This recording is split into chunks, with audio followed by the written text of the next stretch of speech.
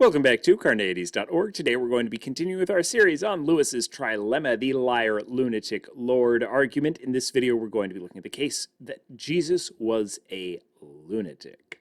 Now, C.S. Lewis argued that Jesus was either a liar, a lunatic, or God. Lewis claimed that anyone that respected Jesus' teachings could not believe that he was a lunatic, that he was completely insane.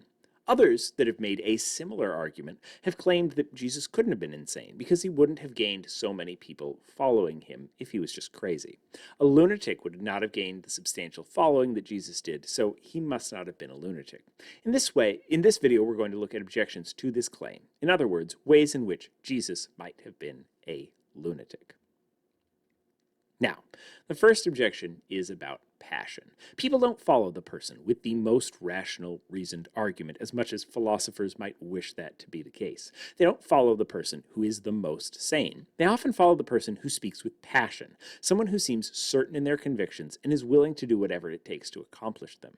There are many people with varying levels of insanity that have received a broad following. Many modern scholars think Joan of Arc was schizophrenic. Nietzsche was considered one of the most influential philosophers and was diagnosed with several mental disorders, including psychosis and dementia. Kanye West is bipolar, among other things, and maintains a strong following despite recent fallout. Many cult leaders have been diagnosed as psychopaths, and many of the traits that define psychopathology overlap with being a cult leader. As hard as it is to see why people follow cult leaders, it is clear that in a lot of cases, they do. So it seems possible that people would follow Jesus, even if he were insane.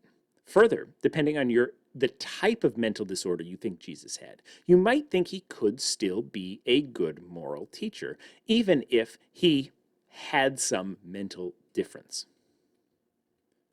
This leads us to the second possible explanation. Jesus was selectively insane. Insanity or lunacy is a loose term without a clear definition.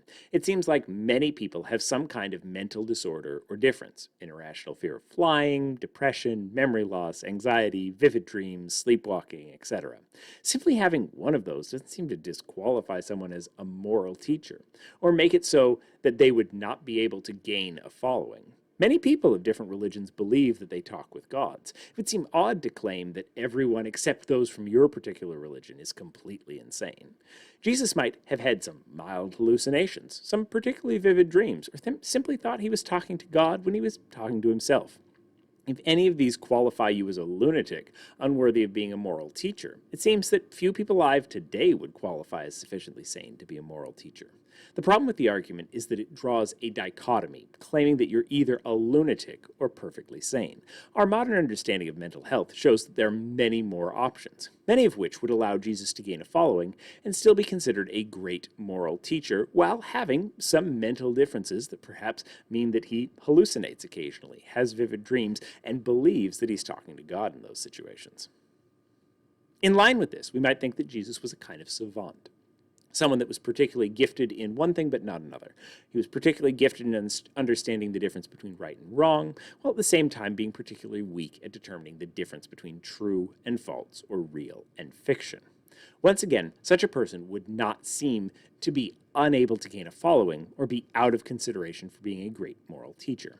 In fact, it might take someone with other mental differences to come up with new and creative ways to approach questions of ethics. So it might take someone that was a broadly termed lunatic to come up with ideas that might break the box or break the mold on how we think about ethics and how we think about the ways we treat each other. Another explanation is that Jesus was completely mad, but happened to actually preach something that is really good. His thought process was clouded, but his conclusions were right. While his method for arriving there might have been flawed due to his own belief that he was God, he could be preaching for the right things. It would seem strange to say that just because someone that is insane said, "Be nice to each other," that we should actually be mean to each other. Right? The point is that no one can take the teachings of Jesus without caring how they were, that one can take the teachings of Jesus without caring how they were arrived at. We could admit that he might have been a madman, but that doesn't invalidate the things that he said. Just because a madman says to do something doesn't mean you shouldn't do it. It simply means that's not sufficient justification for it. An invalid argument doesn't imply a false conclusion, and a faulty mind does not imply false statements. The key with this argument is possibilities. We do not need to prove that Jesus was in fact a savant or that he had some specific mental disorder. All that's required is that it's possible for us to consider that someone with mental differences might also be able to be a good moral teacher. Note that this bleeds into the next argument to a certain degree. Specifically, most scholars agree that Jesus didn't claim that he was divine, that he was God, or that he was the Son of God. If his claim was weaker than Lewis thought, it seems that we are justified in arguing for the possibility of a much lower level of insanity, i.e. a much more mundane mental difference, which would be consistent with a broad following and considering him a great moral teacher. What do you think? Is there a chance that Jesus was hearing voices in his head? That he took some magic mushrooms one time? Is a touch of insanity in one area enough for us to think that he wasn't worth listening to at all? Are there other crazy people you can think of that have very large followings? Leave your thoughts in the comments below. Watch this video and more here at Carneades.org. Hit the subscribe button, hit the notification bell if you like this video and you want to see more. And stay skeptical, everybody.